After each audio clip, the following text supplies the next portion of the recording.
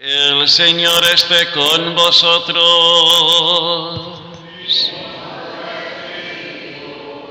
El Santo Evangelio según el Evangelio de San Mateo.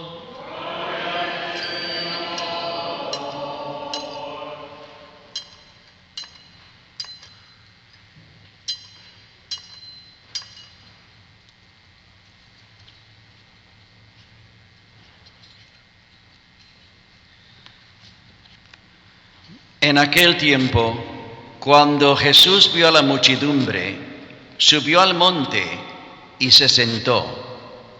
Entonces le acercaron sus discípulos. Enseguida comenzó a enseñarles, hablándoles así: Dichosos los pobres de espíritu, porque de ellos es el reino de los cielos. Dichosos los que lloran, porque serán consolados. Dichosos los sufridos, porque heredarán la tierra. Dichosos los que tienen hambre y sed de justicia, porque serán saciados. Dichosos los misericordiosos, porque obtendrán misericordia. Dichosos los limpios de corazón, porque verán a Dios. Dichosos los que trabajan por la paz, porque se les llamará hijos de Dios. Dichosos los perseguidos por causa de la justicia, porque de ellos es el reino de los cielos. Dichosos serán ustedes cuando los injurien, los persigan y digan cosas falsas de ustedes por causa mía. Alégrense y salten de contento, porque su premio será grande en los cielos. Palabra de Dios. Siéntense, por favor. Amados hermanos, hoy estamos celebrando una gran fiesta en el calendario de la Iglesia Católica, y esto es la fiesta de todos los santos. Naturalmente nosotros, cuando escuchamos santos, pensamos inmediatamente de esas personas que han sido reclamadas y aclamadas por la Iglesia como hombres y mujeres de una fuerza, de una santidad heroica, en obedeciendo los 10 mandamientos y viviendo las bienaventuranzas, lo que hemos escuchado hoy en el Evangelio. Las bienaventuranzas, como ustedes saben muy bien, son las exhortaciones, las enseñanzas del Señor, como nosotros deberíamos de vivir más fielmente nuestro ser discípulos de Dios. Si nosotros vivimos a cabalidad los mandamientos de Dios con el espíritu de estas bienaventuranzas, entonces de verdad conseguiremos para siempre la vida eterna.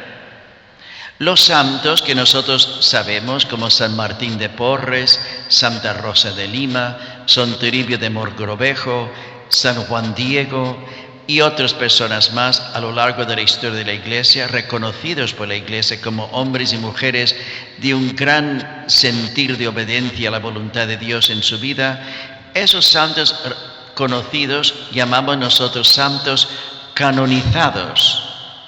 El proceso por el cual estos santos canonizados han logrado este honor en la Iglesia es el resultado de un gran estudio que se han hecho sobre sus vidas, sobre cada aspecto de sus vidas. Y después de muchos años de investigación y de estudio, la Iglesia logra aclamarlos como personas verdaderamente heroicas en obedeciendo a Dios en sus vidas. El paso y el proceso de ser reconocidos en esta forma canonizadamente hablando, pues va por 3 etapas. La primera es siervo de Dios. Hay muchos siervos de Dios, pero después de siervo de Dios, después de haber analizado cabalmente la vida de estas personas, llegamos al segundo punto de beatificación. Las personas beatificadas son las personas que después de haber pasado por la etapa de siervo de Dios, han por su intercesión frente al trono de Dios logrado 2 milagros. Si han logrado los milagros, entonces pasan del estado y etapa de beatificación al estado de santo canonizado por la Iglesia, con una gran ceremonia solemne en el Vaticano con el Santo Padre. Pero además de estos hombres y mujeres canonizadas y aclamadas públicamente por la Iglesia a lo largo de la historia, hay millones de personas que están en el cielo alabando a Dios, honrando a Dios, porque también ha alcanzado la santidad sin que nosotros conociéramos la historia personal de ellos, sin haber nosotros conocido la verdad de cómo vivieron ellos en su vida. Solamente conocidos ellos son de parte de sus familiares y sus amigos más íntimos. Pero en el cielo hay mucha más gente que estos santos canonizados por la Iglesia Católica. Hay millares de personas, muchos de ellos de repente familiares nuestros, que también supieron cómo obedecer los mandamientos de Dios y vivir estas bienaventuranzas con gran pureza de espíritu y con intenso amor. Amados hermanos, esta es una ocasión en que nosotros también somos invitados por la Iglesia a pensar un poquito sobre la vida de nuestros familiares, de algunos familiares ejemplares en nuestra familia. Y todos nosotros tenemos personas en nuestras familias que han sido verdaderamente ejemplares en su forma de obedecer a Dios en su vida, en su forma de orar a nuestro Señor, en su forma de vivir la santidad de heroica caridad y generosidad para con los demás. Este es el día en que nosotros tenemos que darle gracias a Dios que estas personas han honrado nuestras familias con su historia y con la intimidad católica de sus vidas. Puede ser nuestros propios padres, o abuelos, o bisabuelos, o tatarabuelos. La cosa es, en las familias de todos nosotros, sabemos que hay personas que han intentado heroicamente de obedecer los mandamientos de Dios y vivir estas bienaventuranzas con gran cabalidad. Lástima que no tenemos tiempo, me hubiera gustado mucho preguntarle a cada uno de ustedes aquí presentes, ¿quién en su familia conocen y ustedes aceptan que han sido personas santas en su familia? Sería muy interesante ese estudio. Pero importante es tratar de imitar su ejemplo, no solamente admirarlos de lejos, sino más bien imitar el ejemplo que nos han dado de humildad, de piedad, de generosidad, de caridad y de creencia y convicción en Dios en sus vidas.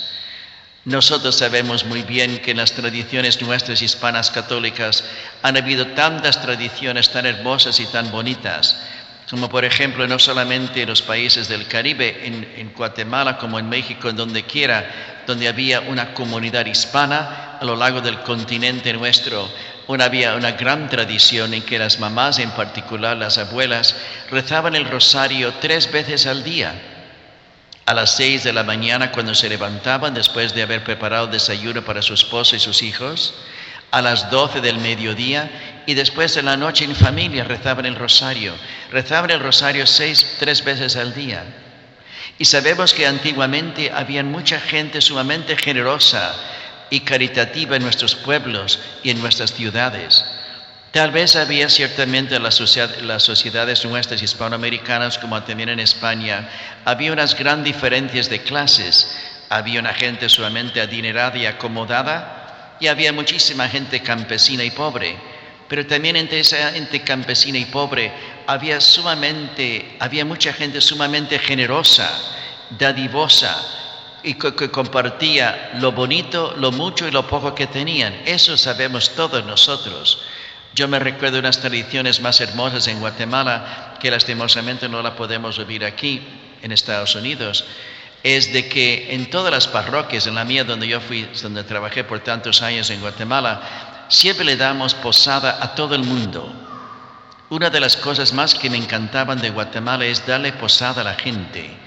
La gente venía de donde quiera, comerciantes, gentes con dificultades, personas que eran viajeros, que no podían alcanzar a conseguir la camioneta, sea lo que sea, la gente no tiene lugar donde acobijarse entraban al convento, teníamos un inmenso corredor, como todos esos conventos tenían grandes corredores, y ahí se quedaban ellos por la noche.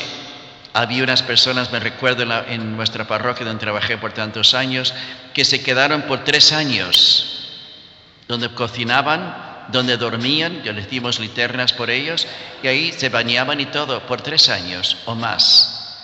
Esa tradición de hospedaje es una tradición muy hermosa, muy típica de los pueblos nuestros de Hispanoamérica, que lastimosamente aquí no se ve y lastimosamente aquí se está perdiendo. Ay Dios, es una gran tragedia si le pedimos a alguien que si pudiéramos quedar, una persona puede quedarse en la casa nuestra tal vez por 2 o 3 días. Ay, qué molestia, qué inconveniencia es esto, me está quitando mi privacidad. Pero en los países nuestros no existe esto. En los países nuestros todavía existe la gran tradición de caridad, de hospitalidad y de acogida. Y las personas que son santas en nuestras comunidades tenían un gran espíritu de acogida y de compartir. Yo me recuerdo cabalmente otro incidente cuando en una aldea había un gran enfrentamiento entre el ejército y los guerrilleros. Ahí se murieron un montón de personas y las esposas, las viudas realmente, con sus hijos huérfanitos de padres y de hermanos mayores, fueron huyendo al convento de Tactic.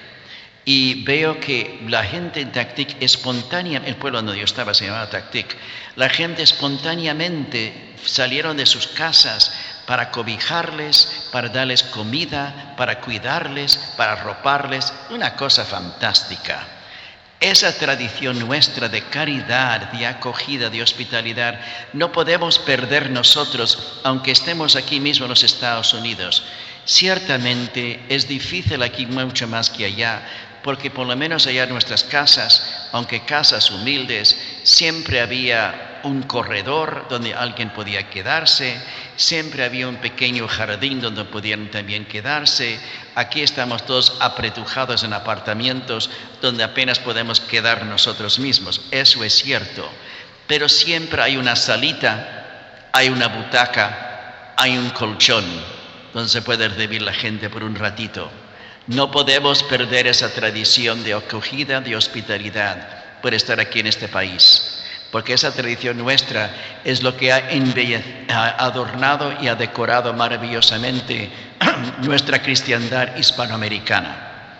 Y también, amados hermanos, las personas que nosotros reconocemos como santos y santas de nuestras familias, sabemos muy bien que así vivieron.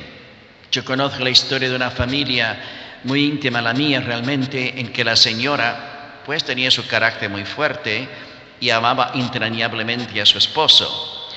Pero sabía que su esposo tenía relaciones con otras mujercitas. Y cabalmente cuando el esposo murió, todas esas mujercitas aparecieron con sus hijos, los hijos de su matrimonio.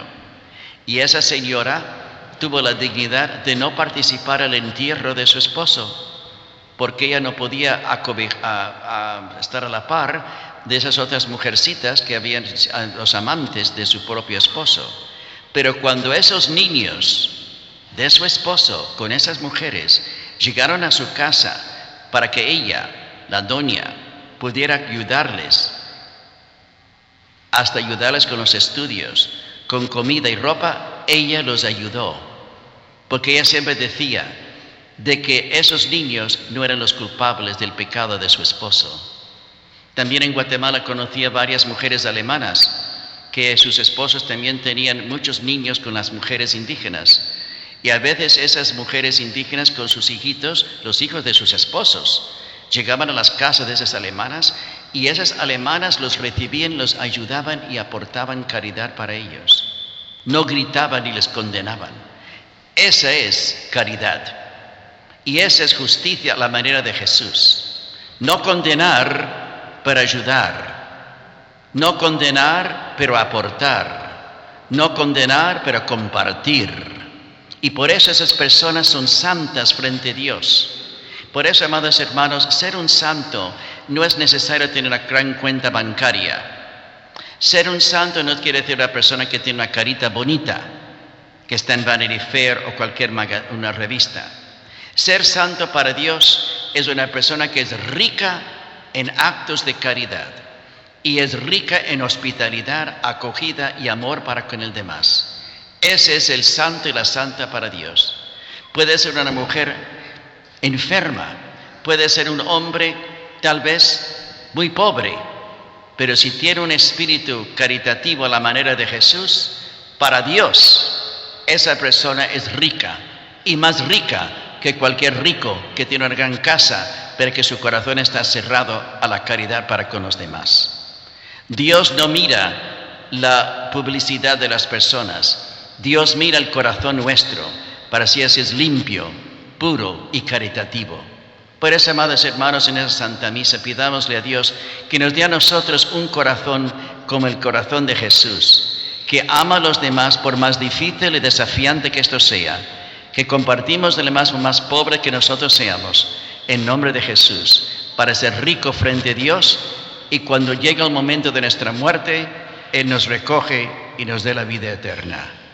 En el nombre del Padre, y del Hijo, y del Espíritu Santo. Amén.